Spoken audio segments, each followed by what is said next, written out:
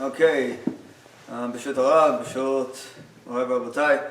So today we're going to be doing a short introduction to the halachot of Muktzeh that is based on a famous Muktzeh dispute between Rabbi Yehuda and Rabbi Shimon, which surfaces and resurfaces in Shas in a number of places, especially in Gemara Masechet Shabbat and in Masechet Betzah, in which it takes a predominant disposition. So now, before we actually get to that, we have to understand what the word Muktzeh itself means. Okay? And before we even start that, I just want to tell you that upon doing research regarding this Muktzeh between the two Tanaim, it is very long and it's very thorough. And you don't realize how much there is in the discussion until you actually get into the nitty-gritty of this. So upon deciding to having to do this today, several days ago, it was my assumption this is going to be rather simplified. However, that's never the case once you actually start looking into things. So forgive me if it gets into some tangents, but I believe that the tangents are sometimes required as well. Okay, so now, the term Muktzeh, what it actually means, it means that something that is set aside. Okay? Something that is set aside, which we can parenthetically insert it, the idea that it's set aside from a person's mind. A person does not have, I guess what we could call the intention, a kavanah to use them during Shabbat itself. Now, this could be for a variety of reasons. There's a plethora of reasons as to why this could be the case. And the different categories of Muktzeh would all reflect a different facet as to why a particular item wouldn't be set aside from a person's mind. So, in a broader sense, what we could say is that the Muktzeh is a reference to an object in which a person did not intend to use for any reason, as we're going to exemplify during the time of the onset of Shabbat or Yom Tov. So now, based on this, there is a machoket Tanaim that arises in a number of Masechtot. And the machoket is basically, we could sum it down to a machoket between Rabbi Yehuda and Rabbi Shimon. And their discussion is going to reflect to what extent Muktzeh applies. Now there is a famous idea that resurfaces throughout these discussions, in which the Sugiyot talk about a concept of Muktzeh Rabbi Shimon. Rabbi Shimon does not hold of this idea of Muktzeh. So what that actually means is not what it could literally sound like. It doesn't mean necessarily that Rabbi Shimon does not hold of Muktzeh, that doesn't apply. But it means that categorically, there are less categories of Muktzeh in which Rabbi Shimon believes would not be applicable, whereas Rabbi Yehuda would disagree with him and say that the broad of the application would be expanded to more categories than Rabbi Shimon would assume. So, without further ado, what we're going to do is we're going to look through, well, we could say 6 categories in which there's going to be a discrepancy, but it could be that there are more of them. Okay, this is not an exhaustive list. Okay, I'm just letting you know that it's not an exhaustive list. It could be also at the same time that categories in which I'm going to be mentioning would be further broken down into subcategories, which could be broken down further and further more. Which is why it's very long. But now, nonetheless, the very first category that we're going to discuss is what's known as Hitzel Mida'ato. Okay, which basically means it's set aside from a person's mind. Now here's essentially what the machloket between Rabbi Yehuda and Rabbi Shimon is as such. Is it absolutely necessary for a person to have in mind before the onset of Shabbat for any item, be it a kli, be it food, is there a necessity for a person to have that in mind that he'll be using such said item or food before Shabbat begins for the intention of using it for Shabbat or Yom Tov? Okay? So comes Friday afternoon, or perhaps beforehand, in which a person basically has items in his house. The question is, does a person have to go through every item, looking at it, analyzing and saying, well, I'm going to be using this, I'm going to be using this, so on and so forth, or is it not necessary to do so? Or perhaps there's a range in which this may apply. So according to Rabbi Yehuda, any object which a person puts aside because he did not intend to use it So that becomes Muktzeh and it's prohibited. Okay? So what does this mean practically? So a person in his home, he has different vessels, he has food in his fridge, in his cabinets, and so on and so forth. So presumably, the very fact that they're located within a space which is commonly held, commonly gone to, and to commonly being used, Rabbi Yehuda does not assume that a person has to look at every single item and think, well, I have to use this, this, and this, and this. He doesn't have to take every cucumber and a pickle and tomato and say, well, I'm going to be using this for Shabbos. That's not the actual idea. The idea is that since it's presented in general form, that it's commonly used, that he uses his kitchen on a common basis, so therefore that is considered to have insufficient kavanah for a person to use them. However, if a person was not aware of such a thing, let's say somebody brought him, I don't know, food on Shabbos, something of the sort, but he in his mind did not have it in mind because it was not with him presently before then, so therefore that would be asur. Okay? That would have been asur. So there's a range. When it's a normal occupancy, when it's within his own home, we could say, so that becomes allowed. When it's outside scope, that's when you start reaching into issues because that was not within his purview of the mind. Rabbi Shimon objects to this point, and he only prohibits an object, he only says an asur to use it, when a person consciously decides to not use it. So it's not that it can't be within the purview of his mind, but rather you have to take one step further and say that I am not going to use this object. Okay? Now it doesn't have to be a verbal expression, which is very important to understand. A person doesn't have to verbally state he's not using it, but rather having the intention, the deliberate intention as opposed to an absent intention. We have to make a distinction between those two. Rabbi Yehuda thinks that only an absent intention is fine, as opposed to Rabbi Shimon, which thinks that a deliberate intention against the object is necessary for it to become Muktzeh. One such example that is commonly used as the thread of reason for Rabbi Shimon is known as the Gargim Tzimukim, which basically means when you have dried raisins or fruits that a person places aside and he knows that he's not going to be using them because of the amount of time it takes for it to dry. So therefore, since it's been consciously raised in his mind not to use them, that becomes the bona fide example of Muktzeh, according to Rabbi Shimon. That is essentially the first category. The second category is what's known as nolad, which means something that is born on Shabbat. Meaning that prior to Shabbat it took one form, or an absent form, and then on Shabbat itself it changed into a new form that would have a separate function, or it came into existence for reasons in which it was not available beforehand. The famous idea, of course, is the Mishnah Beitzah that describes the birth of an egg. Okay. So an object which does not exist in its present form during Ben Hashmashot. We know it's Ben Hashmashot, period between the sundown and to the Kochavim on Leil Shabbat. Or something that was created. It has the status of what's known as nolad.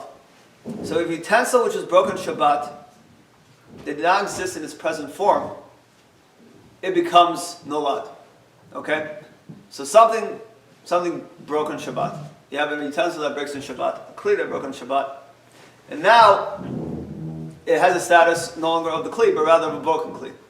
Now there's a discussion whether those broken kelim can be used for other types of uses. That in itself is a side discussion we're not going to get into now.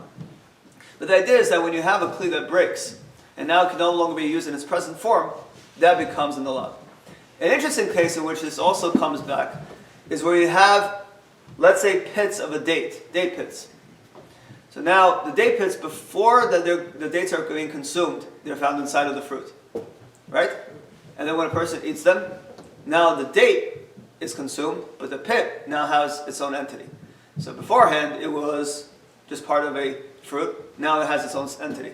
Given the fact that it now has its own entity, it's no longer considered to be just consumed part of the fruit. And therefore, we assume that this is a principle of nolad.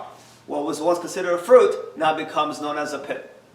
So according to Rabbi Yehuda holds that such objects would be considered Muktzeh as well, therefore they could not be moved on Shabbat or Yom Tov because of the status of nolad that takes place over here. As opposed to Rabbi Shimon, who believes again that a positive intention that's negating the use of those day pits or broken kelim would be required in order to make these objects or food forbidden to use. And it's in the absence of such positive intention which makes it permitted to be moved on Shabbat. That is the second category. The third is what's known as Muktzeh Machmat Isur. It's basically something that is set aside because of a association with the prohibition. So according to Rabbi Yehuda, if you have an object, a kli, food, an item that was muktzeh during Ben HaShmashot, it remains muktzeh during the whole duration of Shabbat, even if the reason that it was muktzeh to begin with is no longer present. You remove the variable as to why it was muktzeh, nonetheless, the status of muktzeh still applies. This principle is what's known as migod itkatzeh beben shashot itkatzeh l'kol hayoma, which basically means that on account of the fact that it was muktzeh on the onset of Shabbat during Ben Shashot, it takes on its status of muktzeh throughout the entire day as well, meaning for the 24-hour period of Shabbat. According to Rabbi Shimon, there are indeed times in which the principle of migo does not apply. Okay? Rabbi Shimon holds that there are situations in which a person has an item that was muktzeh on Shabbat, and he himself believes and understands that it was muktzeh on Shabbat, but with the passing of time, it's going to no longer become muktzeh, and over there, it's totally fine to be used. What is a classic example in which this case? So it says, the Gemara tells us the following case in which a person has the oil that is used for lighting a candle. Okay? The oil that's used for lighting a candle. So now a candle is eventually extinguished. Now what happens is, he wants to use it for salad. He wants to use it for the salad. So what happens over here?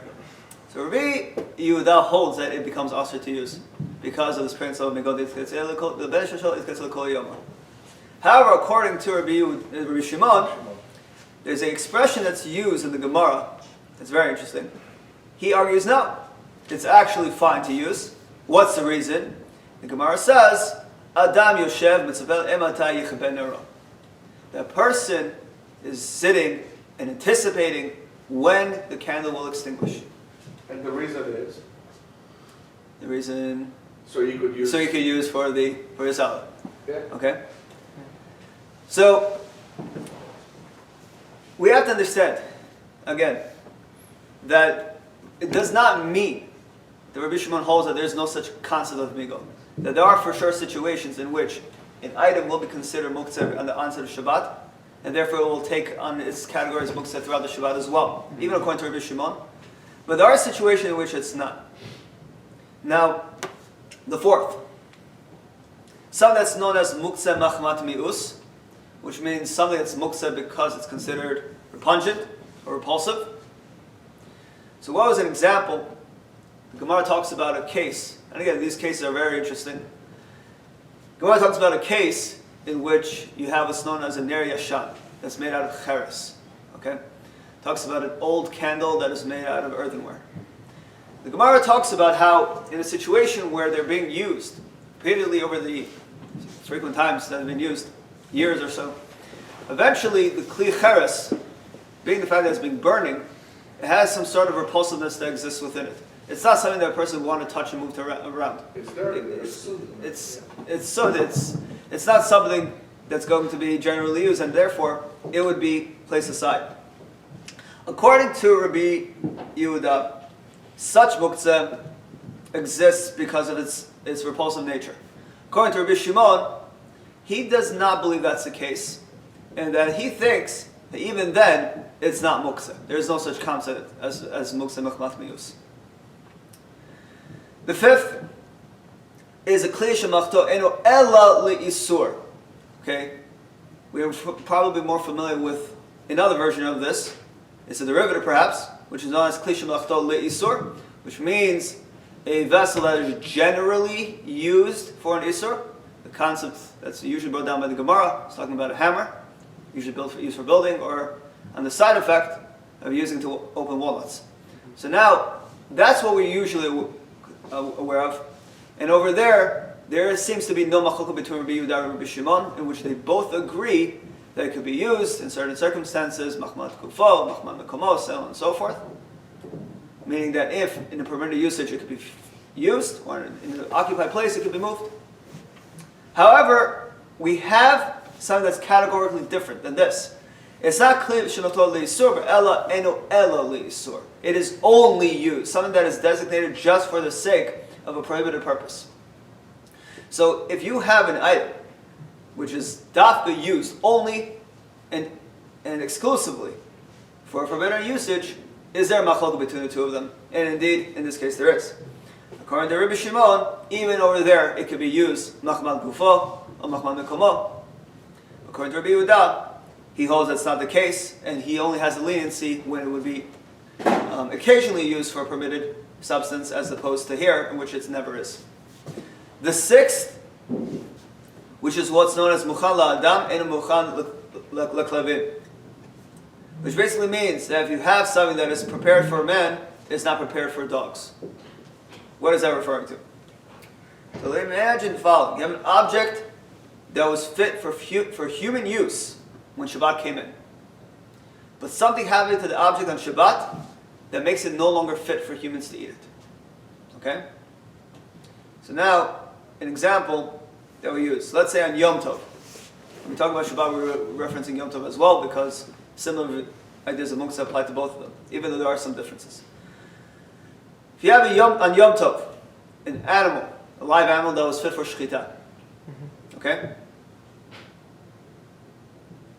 So now, that animal itself is not Muktzeh, even though animals generally on Shabbat could be considered Muktzeh. So certain animals on Yom Tov will not be considered Muktzeh because of the fact that it could be shachted, assuming that you want to shacht it. It could be cooked and eaten on Yom Tov, let's say l'achal nefesh. Let's say, in this case, the animal never made it through the Yom Tov, and it died. It became a nevela. Okay? So now, is this fit for humans? No. Is it fit for a dog? Can you feed a dog nevela? Yeah, there's a pasuk that says that when it comes nevela, you give it to a dog. Right? Now, over there, even though that's the case, the very fact that it changed its nature for something that was fit for humans, something that was now fit for a dog, that switch, Rabbi Yehuda says, is prohibited. It makes it asur. And according to Rabbi Shimon, he says it's permitted. Okay? So, again, as a recap, there are 6. There could be more. And what we're going to see is perhaps several more. How much time do I have? I don't want to stretch this too long.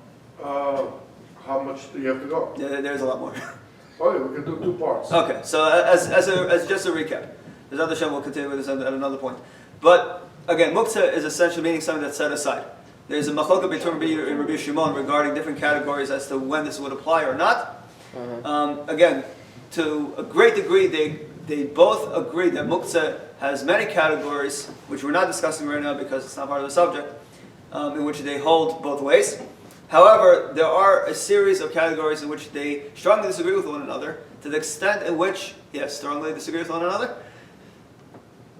to the extent in which the Gemara has to mention this point in a number of sugyot.